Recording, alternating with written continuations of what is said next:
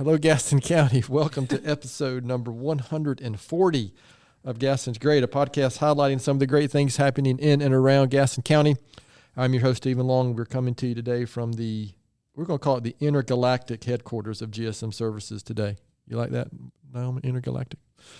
We simply believe in discussing more of the reasons why Gaston's great. We have another returning organization and guest this week as we highlight the Gaston County Education Foundation. We had Amy on way back on episode number 4 back in May of 2021. So, man, time sure flies. But Amy Spencer with us today, who is the executive director. So, Amy, it's great to have you on, and welcome back to the podcast. Thanks for having me. I'm glad to be here.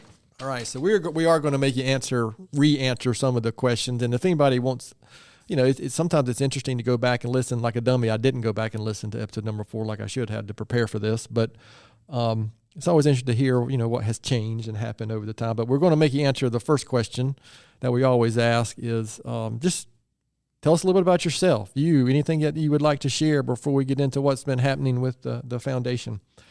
You could say now that I'm a lifetime resident of Gaston County. I was born in Charleston. We moved here in 1979, my mom and dad and my sister. Went to Robinson Elementary, Greer, Ashbrook, went out to Georgia. Said, never coming back to Gaston County, coming back, going somewhere else. And the one thing I've learned, and I'm watching it with our children, the older you get, the more you want to come be around your family. So Marsh and I got married in 1998. And as my children pointed out, my youngest one in particular, he told me I was a product of the 1900s. Well, literally, I guess that's some accuracy to that. So as a product of the 1900s, we decided to come back here, set up, and raise 3 boys. And now one has returned to the area, and then one's down at Wofford, and one is at Highland at school. So we love it here. And you've got one more year of high school. Is that correct? He is a junior this year. That's what I thought. So because we are living the first, unofficial empty nesting. Let me put it that way. I'm not sure what that's going to hold. I'm a little concerned, but I'm really glad the oldest child's over in Charlotte because I'm going to drop the furry animals off there when I decide to head out on the last minute. Yeah, that's a good point. It's fair. All right, so listen, and also Amy and I have known each other, and my wife has known Amy for a very long time. Going back to, I didn't have that exact path. I was Sherwood, Greer, and Ashbrook, but very similar path, and I think Janet was Gardner Park, Holbrook, and Ashbrook. Yeah, so... but we go back just a few years. And just a little bit. Back to the 1900s. Yeah, back to the 1900s, and we'll leave it at that. So we might have some listeners who just aren't familiar with the Gaston County Education Foundation. So maybe just real quick, just kind of what's the mission, even vision of the organization, and kind of just, and then we'll get into, more specifics and a day in the life of the organization, and then what has been going on the last 3.5 years. Okay. So the Gaston County Education Foundation was set up in 1992 with a bunch of local business leaders who came to the superintendent, Dr. West, and said, we need to figure out how to get some private sector funding into the schools. That's why it was established. Jennie Stultz was their first executive director. I took over, I think, 2017. I started in 16, but by myself in 17. So 2 directors in 32 years? Correct. Right? Okay. Correct. Hard to believe, isn't it? Yeah. I think we've had 3 superintendents, 4 superintendents. Maybe 5 since then. So a lot has gone on. Things have changed in education, as everybody knows. So about 2019, we said we need to really work on our mission. Things are not exactly what they used to be, and what we're doing is a little bit different. So we developed a mission, which is to support underfunded programs and projects that enhance educational opportunities in Gaston County public schools. But by doing this, we said, how are we going to do that? What's our vision? And our vision is to provide a learning environment kind of free of financial limitations, which is really hard because the budget continues to be cut. The teachers continue to spend their own money to subsidize the programs they want to implement in their class. So when I started, I was just kind of fundraising, but now it's kind of like a personal mission to me. I don't want these teachers to have to do that.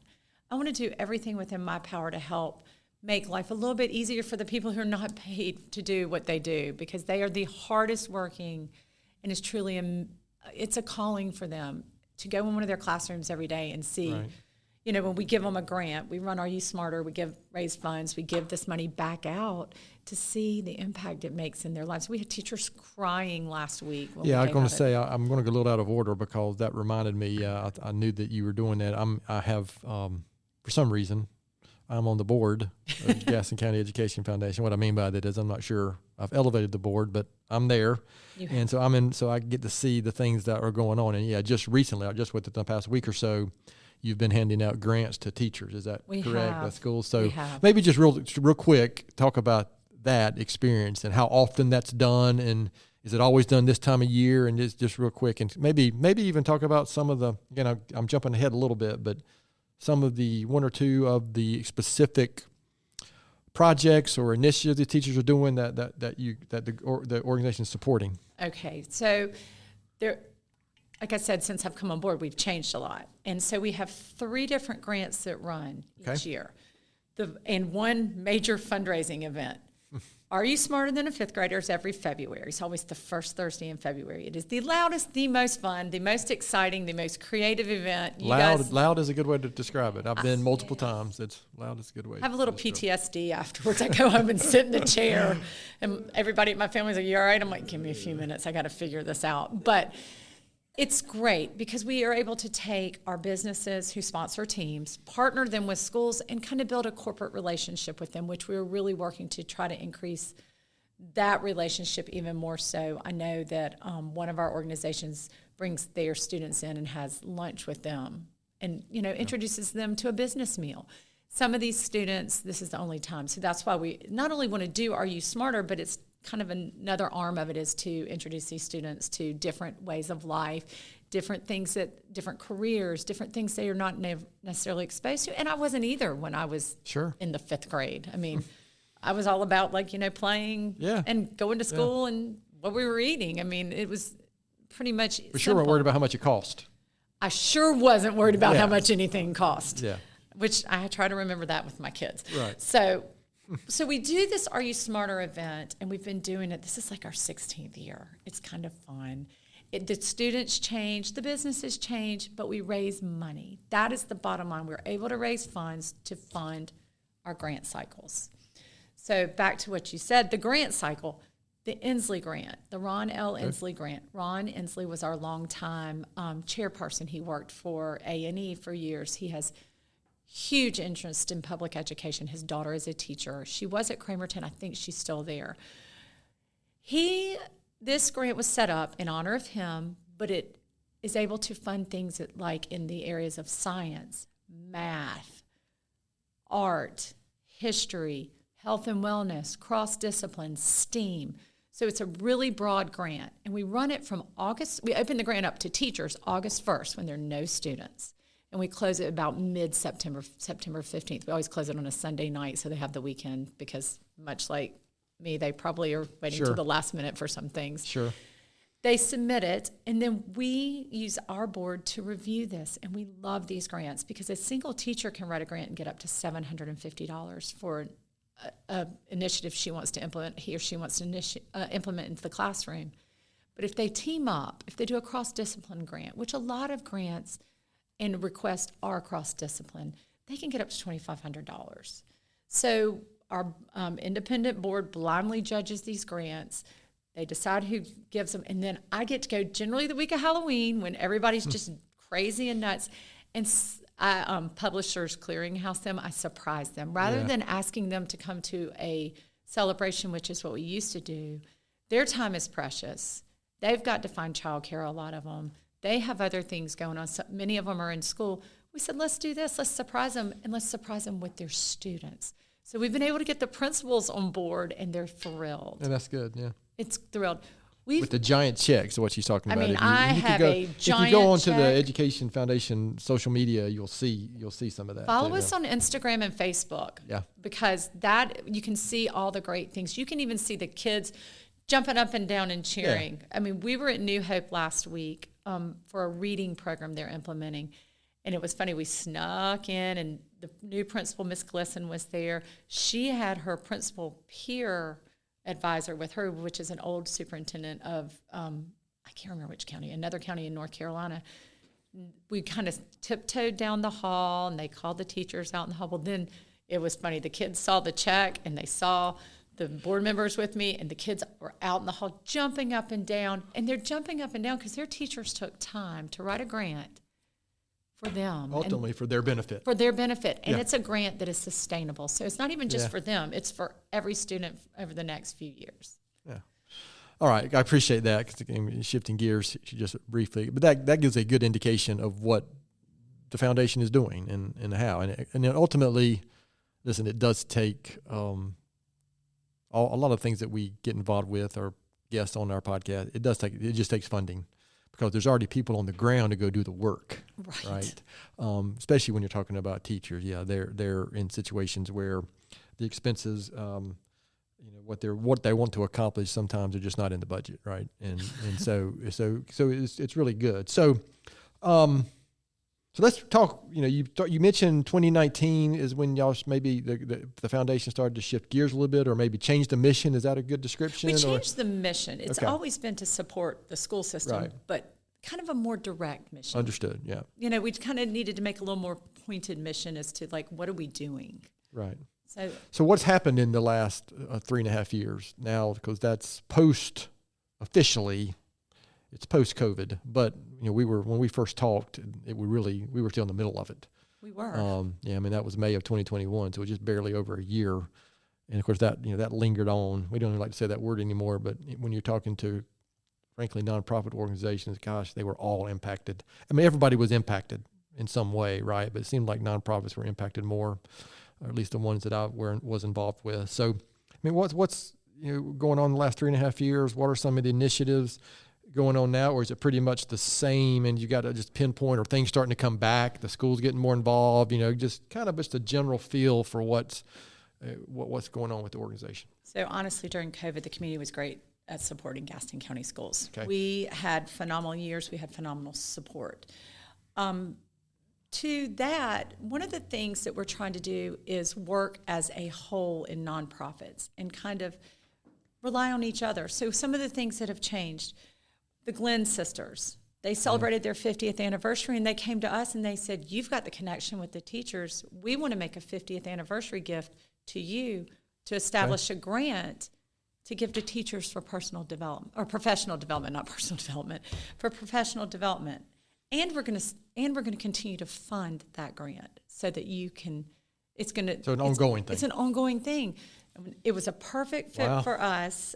So what we do now is on mid-January, we're going on our third grant cycle, where we send out a grant to teachers to fund their professional development. It might be national board certification. But this year, it's kind of interesting, and I wrote these down.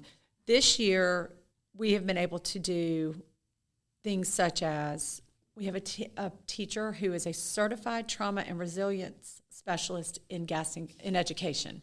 She's sitting at Springfield Elementary. Well, my board doesn't know what that is. So when we went in to talk to her, she talked to us about the trauma of the children, things like that, and how they're going to do it. She's going to take what she learns and feed it out to her, kind of teach the teacher. Computer science principal, somebody spent their hard-earned money to go to computer science training. We're able to help fund that with the help of the Glenn sisters. And then a National Science Teachers Association, which I would probably be in heaven because I'm a little bit of a science nerd, so I would be all in. I could spend hours there. This teacher learned so much and brought it back to her school. And then again, they're all teaching the teachers. So that's one way we've changed, is we've partnered with sister organizations to make a greater... So maybe collaborating a little more than before. A lot more collaboration and getting funding out to the teachers. And we really appreciate the Glenn Foundation thinking of us and teaching these, and and supporting our teachers, because they are one of the most valuable assets we have. Dr. Huchard and I were talking about that the other day, because they have great plans of things to do. So that's the other thing that's changed. We have a whole new administration. Yes. Yeah. So things are changing as far as that, and direction's different. We were dealing with different reading ways to read. Now we're new reading, new math. I mean, and so we try to support them. There are new science initiatives that came out this year. We had a tremendous number of grants written for science initiatives, for hands-on learning. It's a lot more hands-on learning. 1 year it was special seating, so things have changed in education since COVID, and things have changed for us. We need to meet the teachers where they are. Right. All right. So you just said a lot. A lot. So something I know our listeners like to hear, and you've already actually shared, 4 or 5 examples, but can you maybe go a little more detail on one of those, or an example of where, after you give the grant out, and then is there any follow-up where you've seen, wow, this is exactly why the foundation is here? So an anecdotal story of students that were impacted, or a teacher with the professional development that was really impacted, and maybe you saw the results of that. Just any anecdotal stories, anything you can share that was, wow, this is a great example of why the foundation is here. I kind of expected you would say that. But last night while I was getting ready, I was typing all these. I get excited about this, and one of my children was doing his homework, and he's like, "What are you doing?" I'm like, standing up, jumping up and down. I'm like, I get really excited about what I do, and he's like, "Oh my gosh, you are so weird." I'm like, if you see it, well, it's obvious you would understand your passion for it. Yeah. We went to Stanley Middle School, and we've given 2 grants out there. One is a watershed grant, and we've gotten to see that one in action. But the thing that impressed me the most is a grant for our aquaponics program. And so this teacher is teaching plant life cycle, but then it transfers out. So we go to visit her last spring, because we follow up on every grant. Yeah. I give it in the fall. I'm coming to see you in March, April. As soon as Are You Smarter's ever with, I send out requests. I need to see your grant. I need to see your grant, because that's one of the things we had not been doing when I first came on board. So we go out there and we go to Stanley Middle School, and all of a sudden we go in a room and there's a teacher, but there are these 2 students. I'm like, what's going on? She's like, the students are going to tell you about the grant. Oh, wow. And they walked us through maintaining the water pH and all the things, how they plan on what they do, how much light, how they document it. And to see the joy in what they're doing, it helps them learn. I mean, I'm a hands-on learner. I do much better if I'm given a project and told to work with it. They were able to tell us what they were going to do. Then they were going to transfer it over to a garden, and then be able to make food with it. I think it was lettuce, but it was amazing. I mean, they had our full attention for like an hour. I was like, what class are y'all missing? So what was this called again? It's an aquaponics program. I don't know the exact name of the grant, but it just... Yeah, I remember hearing about that at the first board meeting. It was truly amazing. Another grant we helped... something that I'm just not familiar with. Well, another grant we helped fund was at WC Friday, and this teacher has since retired, but she wanted to be her legacy. I think this was phenomenal, and she was a repeat winner for us. She had VR goggles that we awarded during COVID. And the first thing they did, she had them do, and it was a cross-curricular grant, they visited different countries with their VR goggles. Okay. But then they established the modern-day version of a pen pal, which is an email pal, and they wrote back and forth with students from the schools that they attended in those countries. But then it took it to the next level. They did presentations for each other about this is what our cafeteria is, this is what we do with our trash, this is what our day... It was and the students, the U.S. students did it as well, and it was a very interesting conversation on the difference in the European culture. Utilizing the technology that is available, right? It was just neat, and a lot of these kids will never see. Yeah. And they put them on me, and I don't know if y'all have ever put VR goggles on, but I got to go to Rome. I have a couple times. A little sick. Nothing like that, but yeah. The VR goggles, and the child was next to me, was on theirs, and they were able to say, this is what happened at this location. So they got the history lesson out of it too. It was just a really great grant to see used across the history class, the language arts class. The math class incorporated it too, but I'm not. Well, we have so many, I know especially when I was younger, I had all these visions of these other countries through movies or some stereotype or something ridiculous. And some of these places I've visited, I'm like, what, that wasn't like what I thought. No, but like this summer we were. And everybody, and also everybody everywhere is so similar. we think we're so different, but we're not. We're very similar. We might speak a different language, and the culture is going to be slightly different, but in general, we're and that's what this teacher, similar. she said, the children presented the presentation to me, and that was one of the things. They're like, they live in a different place, but like we're all doing the same thing. Yeah. So it was interesting.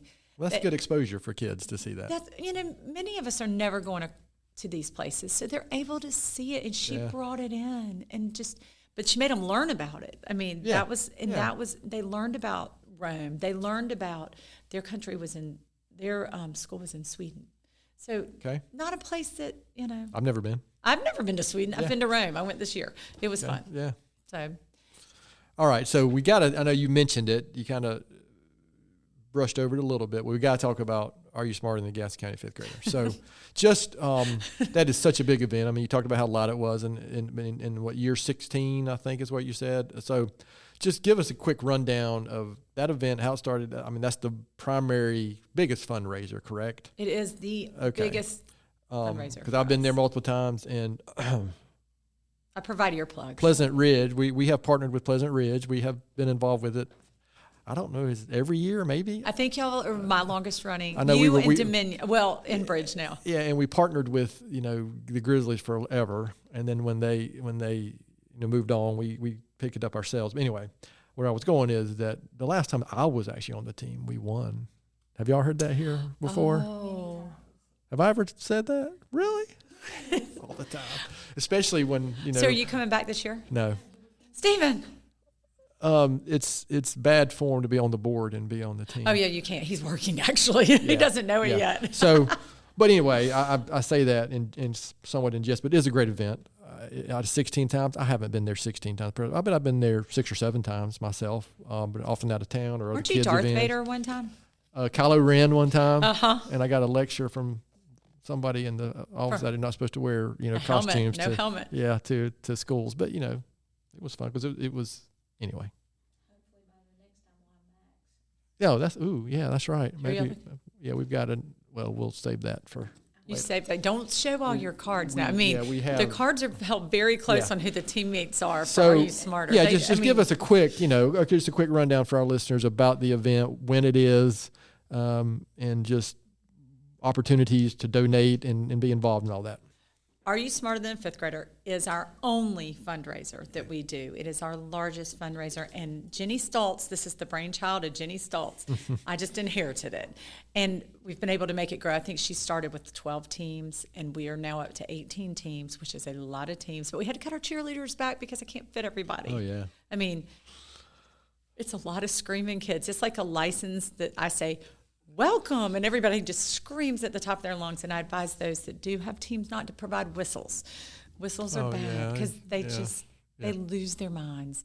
So what we do is we go and we find organizations that are willing to partner with our schools. We have a lot of repeat like you guys are, and we appreciate it. And they go in and you do a little study and you have a little pizza party, you make friends, you create a theme, which this year is fictional character. Writing that down, aren't you? Yeah. Fictional character. Not storybook, but fictional character. If I can figure out how to do blackout lighting, we're going to do neon night, but that takes a lot of light bulbs at Stuart Kramer. Oh, yeah. The event will be held on February 6th, not August like I was going to, but February 6th at 6 p.m. at Stuart Kramer High School, and it's open to the public. It is truly a night to see pure joy in these kids. They love it. And I always laugh. I'm like, people will say to me, what do you win? I'm like, you win a $2 trophy. Oh, yeah. And some bragging rights. Yeah. Which go further. And the not kids. That I ever bring it up. Not that anybody brags. I mean, Mary Grace Bean, I think she's been on the winning team twice as well. Has she? Well, I did something. Oh, yes. And then that's funny. Last year's winning team was Next Generation with the Community Foundation. Yeah, I think it was. Yeah. And they were holes. So we go with the theme every year. Last year was a book theme. This year is a fictional character theme. The kids enjoy it. They're able to go out. So during COVID, the kids that we have now started kindergarten during COVID. Okay, wow. So they don't take as many field trips. So this is like a field trip, and it's a big deal for them. And it's an opportunity to go out to see other schools, how adults behave in public. even though they're dressed up. Some, yes. So there's a lot of things. Show your school spirit. They don't get opportunities in elementary school quite like they do in the high schools to show their team spirit. So they're able to show spirit. They're dressing up. Their mom and dads come. Everybody's proud. They get on stage, 2 of them, with 4 adult coaches, and it's the funniest thing because those students know those answers. Well, I was going to say, one of the things that comes to mind when I've been on multiple teams is listen to the student. Yeah, listening to the Listen students to the and student. understanding these questions that the adults are like, more than once I was like, I have no idea. How about the math? And oftentimes the student would be correct, yes. How about the math? They throw some math problems up there, and I'm like, okay, I'm going to need more than 30 seconds to answer this. And it's things that I don't remember doing in 5th grade.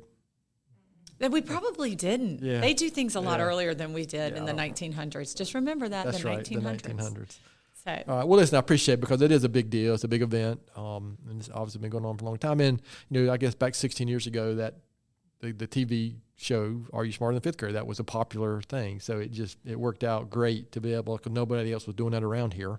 Well, remember, Are You Smarter Than a Gaston County Fifth Grader? Right. Yeah. Right. So, but yeah. So and most of us are not. They're pretty smart. They are. They're pretty smart cookies. They answer questions, and you're like, really? And they read books we didn't read. I think they're answering, to me, it's college level questions, but maybe that's just me. So, so a lot's been going on. Listeners, if you've been paying attention, you're still hanging out with us here. 20 some minutes later, you've heard the foundation. This foundation specifically, like so many organizations around here, but they're doing very specific, targeted work, and I've had the luxury of personally seeing the results of that. So I know we answered this. Funny, we asked this question 3.5 years ago, and here we are. That question, what does the future look like? I think we probably even said 3 to 5 years, and here we are 3.5 years later. I mean, looking ahead now, is there any specific plans, or is it just trying to continue the good work that the group's doing now? We have 2 new things that have happened. Kind of things have evolved. We have a great deal of students that use English as a second language. Mm-hmm. And that has affected our scores because they get the same test English as a first language students get. Right. So this year with some of our grant funding, we were able, or with our Are You Smarter funding, we were able to grant the school system. They wrote a grant to us to help support an ESL initiative. Right. That we actually wrote a grant to the Community Foundation with them, and the Community Foundation granted that, and we were able to match the second year. So they have 2 years of funding to work with specialized groups of ESL students to educate them on the English language and get them brought up to standards, which is huge because it's not fair to take a test that you can't read. I mean, it's kind of like taking the SAT sometimes, isn't it? Yeah. The other initiative we've found that we've started, and it's rolling out next week, is something called Give the Gift of Education. What we have found in talking with our teachers is the first of the year, everybody brings in paper and pencils and earbuds. Believe it or not, earbuds are huge because they do a lot of computer stuff. So Give the Gift of Education is a brainchild that I work with Valerie Yatko on, and we kind of modeled it after Hillsborough County, Florida. People can make a donation at Christmas rather than, I know that for me, we give to a charitable organization, so I can write it to us. I'm going to send a little card out that says you've been gifted the gift of education by the following family. And a donation of $50 can help with paper and pencils. Those supplies are depleted by the mid-year. They're gone. Okay. So it's a way to restock their cabinets for that. $100, we can do technology, flash drives, earbuds. Somebody needs a mouse, things like that. We tiered it. $150 helps with the personal development. $250 helps with a classroom grant. $1,000 can help with the teaching grant. So we were able to do that, and people are able to say, I would like, say someone gives $250, I'd like it to go all into supplies, or I'd like it to be split between supplies. But it's a way to involve the community into helping our schools. And know specifically what it's doing. And know specifically what it's doing, and it's a tax write-off for people. So that's the new initiative we've done. We're going to have a little closet, and I've just added to my list of things. So once a week, they call me and they say, I need paper or markers at, Webb Street. I'm going to go over, package them up, and they're going to go up through the courier to Webb Street. All right, well, good. All right, well, that's interesting. So, yeah, so that's it's good to hear some things that are going on. And, I mean, it also feels like, you have adapted to the changing times, too, right? Things are, not the same as it was back in the 1900s, right? Did you ever take a Dale Carnegie class? Yes. Do you remember the line that stuck with me? And it stuck with me forever is, if you're green, you're growing, and if you're ripe, you're right. Yes. That kind of sticks in the back of my mind. We got to keep changing. We're going to have to keep changing, because if I quit. Well, when I was younger, I used to think you could get to a status quo and you could kind of stay there. But I've learned that I don't believe that anymore. I think if you're not trying to grow somewhere, exactly. whether it's professionally, personally, health, relationship, spiritual, being a parent, whatever. If you're not growing or trying to grow in those areas, you're going to take a step back, and you don't even realize it. So get busy living, because you may as well die. Yeah, a little Shawshank Redemption there. Wow, Amy's got it going on. Dale Carnegie, which is that was how to Win Friends and Influence People. You ever heard of that book? Yeah. Dale Carnegie, it's a whole. When we graduated from college, I was in sales. They sent us to the sales class, and it was Dale Carnegie's. It's good. It's a good class. It's basics. It's a classic. That book is considered, in his concept, considered the classic personal development type stuff and in relationship stuff. It's really good. Yeah. But when you talk about adapting, I think about that. I mean, and I do. I want this to grow. I want this. I'm not going to be here forever. I mean, I'm not going to do this forever. And I want it to be better than I started. Oh, sure. I want to leave things better. So before we shift gears here, anything I haven't asked that I should have asked, anything that you want to make sure, obviously, but the last thing we'll do is make sure our listeners know how to find more information out. Absolutely. And how to get to your social media and websites and all that. We'll just make sure that's one of the last things we do. But nothing else you want to add real quick before we shift gears? We would love sponsors. Okay. For Are You Smarter Than Fifth Grader, so we can make a great impact in the classrooms. That's the main thing. So just like 3.5 years ago, when we made Amy answer some of these Gaston County related questions. And of course, she's getting ready to hear some of these questions for the very first time. And we're going to call this the 1 year away from empty nesting round of questions. Oh, no. Do I get to stand up and jump around like I did yesterday that freaked out my kid? Absolutely not. So first question is, what's your favorite movie? Favorite? I love Rocky. Anything with Will Ferrell? No. No, I love, yes. No, but actually, Rocky's terrific. I love Rocky. The competitor in me loves Rocky. I saw Rocky in the Webb Theater. Did you really? I did. I might have seen it in the Webb Theater. I just didn't realize that's where I was. No, I sure did. Right there on South Street. You know what else I love? I love Steel Magnolias, though. Oh, you lost me. Janet, I'm pretty sure Janet loves that movie too. But yeah, that is not down my alley. And I'm not going to lie, if Top Gun comes on, and it's not Tom Cruise, that's not why. I love. Yeah. The new one's pretty good too. The newest one's really good. Maverick, I think it's the name of it. So I don't like girly movies. Steel Magnolias. Okay, that's the only one, and that's only girly. If you need a good cry, you watch that movie. Yeah, that is a girly cry movie, boy. Now my family loves Grown Ups. So that's not a girly cry movie. So how about a similar question, but recent movie or show or something you or your family have streamed online? My mindless. No, I'm not going to tell you what my mindless one is because it's really bad. But it's not that bad. I mean, it's like Emily in Paris. I mean, totally mindless. See, it's mindless. I've never even heard of that. No, you would not enjoy it. It is girly. Okay. I watched Mary Poppins Returns last night. Okay. I had never seen that, and I enjoyed that immensely. Is that one with, who's in that? Emily Blunt. Yeah. And it was good. I'm pretty sure Janet and the girls have probably seen that. I haven't. Pretty sure Marsh went upstairs and watched something else. Yeah. But I was downstairs by myself. Anything else? No, that's good. I mean, like the original's great. I had never seen it, and a lot of lessons from that. There were still a lot of lessons, like don't judge a book by its cover. How about favorite memory as a child? You know where I spent my summers? In the pool. I love swimming, but one of my very favorite memories was in the summer. Our swim team had these two phenomenal swim coaches. They were Cam Johnson and Daphne White. Okay. And and Kiefer Gaddis, the three of them, they loved us. Dove Long was one of them too. Okay, yeah, no doubt. And they would pack, this was before seatbelts, they would get somebody's mom's station wagon and they would come out and kidnap us at night and take us to Tony's to have ice cream. That seems safe. It was, you know what, we didn't die. They sugared us up. We went to Tony's, we had ice cream, and then we would just sit around and sing songs. Life was simple, and it was, my sister and I still talk about how much fun that was, and the songs we remember, and we share them with our kids, and when we were swim coaches, we tried to. So she had to work into Tony's, even though we didn't ask that question this time around. We went to Tony's. Good.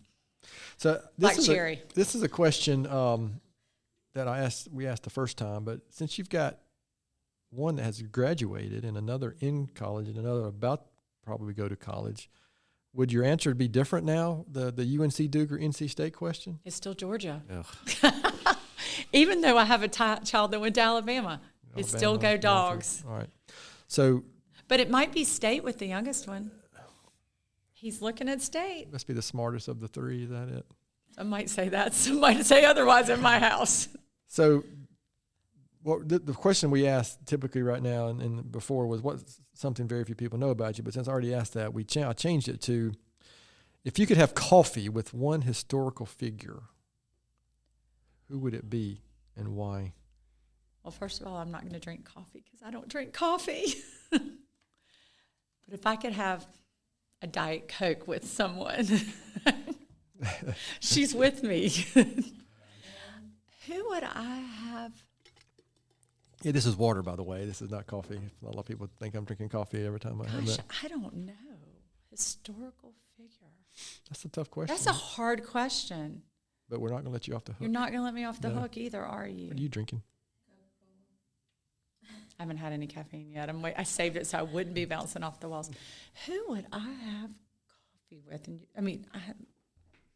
I've actually never thought about that. There is a time limit. I know, and I've pulled a blank. So, you want to come back to it? Let me think about that. All right. So there's so many people. So it's been 3.5 years. So I'm going to ask the same question that we do, Al. I do like to. Is there any book you would recommend from recently, or blog, article, another podcast that you might listen to, or just anything that you might recommend to our listeners? I just read the book, The Women, and it was. You know what? Somebody else mentioned that. It was outstanding. The last couple months. I read that one, and it was really, really good. It was from a different perspective of the Vietnam War. Interesting. Okay. Yeah, it's the second time I've heard that in the last few months. It was. And back to my historical person. Okay. I don't know if it'd be a historical person more so than I would love to sit and talk with the president. And I would love to talk to them about, I feel very passionate about teachers. And I would love to talk to them on what they plan to do for our teachers. Okay. That's interesting. And we need to learn from our past. We need to keep good teachers. We do. They're underpaid. Yeah, for some reason, I'm getting on my soapbox here. For some reason, it seems like we struggle to learn from the past. Do we ever? Yeah, and when we keep repeating some of the same things over and over. But I think we need to, it would be any president probably to find out where we went wrong and why we decided that's a good answer. To cut educational funding. Because I feel very strongly that there are great teachers who leave this field every day. Yeah.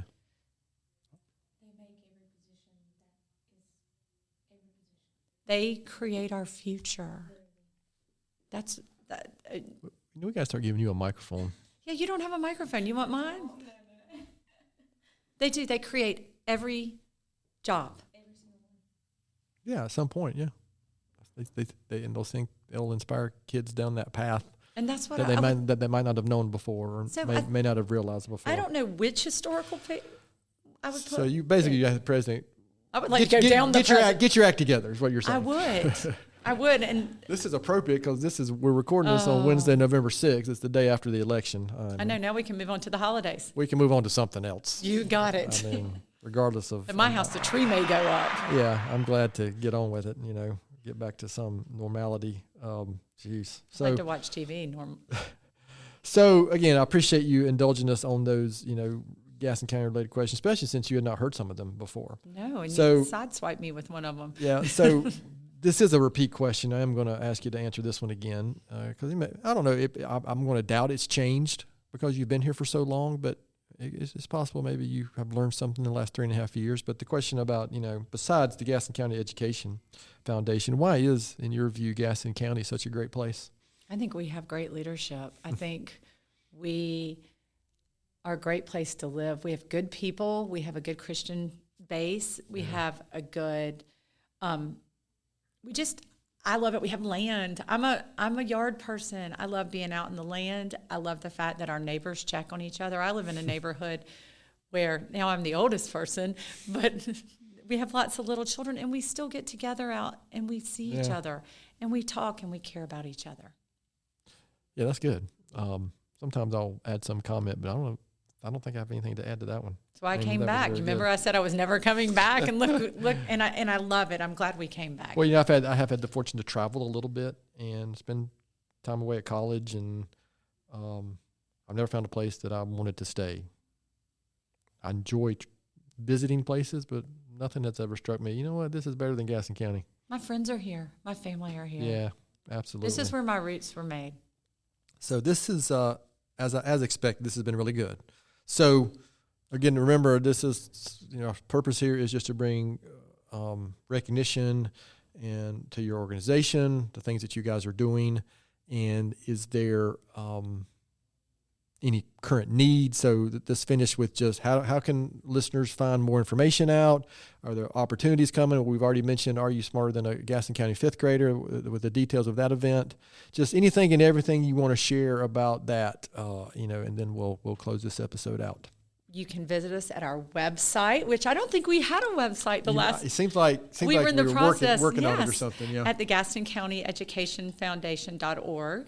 You can follow us on Gaston County Schools. There's a page under Gaston County Schools website. We are on Facebook and Instagram. I can't do X. It's just I have a hard time with that. But find us, go to Instagram. That's a great place to find out about grants that are going on, grants that are being given out, what we're doing. And it's this, my Facebook and my Instagram are linked. So when I post on one, it goes to both. Give the Gift of Education rolls out next week, and Are You Smarter is February 6th. Will they be able to see some of that on social media as well? It is going to be all over social media. Because we're recording this on the 6th, so it'll be next Thursday, right? And it's going to run 14th. Right, and we'll close it So this will be perfect because the week that starts is when this episode will be released. That'll be awesome. So it'll be next week. And plenty of, 4 months, a little less than 4 months 3 months, until the big event. You're going to make me start twitching over here. I'll stop sleeping again. Yeah, it's 3 months. It's so much fun. Matter of fact, it's 3 months the 6th, right? It is 3 months from today. 3 months from today. It's on that's a Thursday, probably. It's on a Thursday, but you got to remember nothing's happening in February. February's it's the most exciting event in February. That's good timing. So, any last words? Anything you'd like to share before we close this episode out? No, but thank you for having me come. I love talking about the Education Foundation. Yeah, that's obvious. It's my heart. I love doing it, and I love supporting our teachers and students. Well, any good organization like this has to have someone with passion behind it, and that's obvious that you've been doing that now for 7 years. Almost 8 years. Okay, wow. So again, you're doing something, and your board is doing something that's making an impact in our community, and nothing is better, in my view, than things that we can do for the youth of our community. That's something we like to focus on here at GSM as well. A lot of the things that we're involved with, that is a question we ask. What are you doing for the youth? They're locally? Our future. They're the future of this county. So this is, as I usual, I'm going to do my book recommendation and my quote. And my quote is from Grant Cardone. If you don't know him, he's somebody that I follow a little bit, but this quote may not directly related to what we talked about, but this probably quotes to everyday life. But the book I picked this week does, and something Amy just talked about. But he said, most opportunities are disguised as problems. And I'm afraid that's true, and that's one reason we miss some opportunities, because I don't know about you, but I don't like dealing with problems. But so many opportunities come after we solve problems and after we get through problems that we think are a big deal, and oftentimes they're not a big deal. Now, obviously, there are catastrophic things that occur. That's not what he's talking about here or what I'm talking about, but there's day-to-day things that we deal with that, I don't know about you, but I'll blow them up out of proportion often, and so I don't see the opportunity that comes after. And my book recommendation for this week comes from Chip Heath, and it's called Switch: How to Change Things When Change is Hard.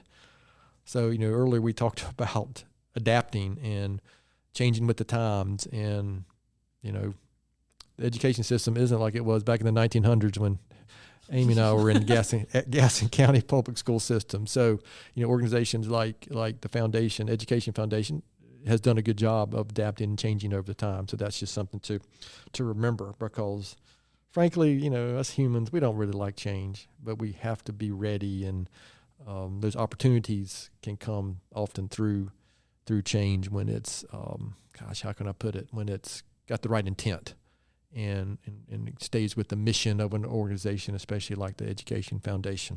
All right, so to our listeners out there, thanks so much for taking time to listen to today's episode. Please continue to spread the word if you can about the podcast, and please don't hesitate to contact us here at an email address, which is podcast@gastonsgreat.com. We're always looking for suggestions for future podcast topics and guests. You can find the podcast and subscribe at the website, gastonsgreat.com, or anywhere you listen to podcasts. Podcast? What's a podcast? Podcast.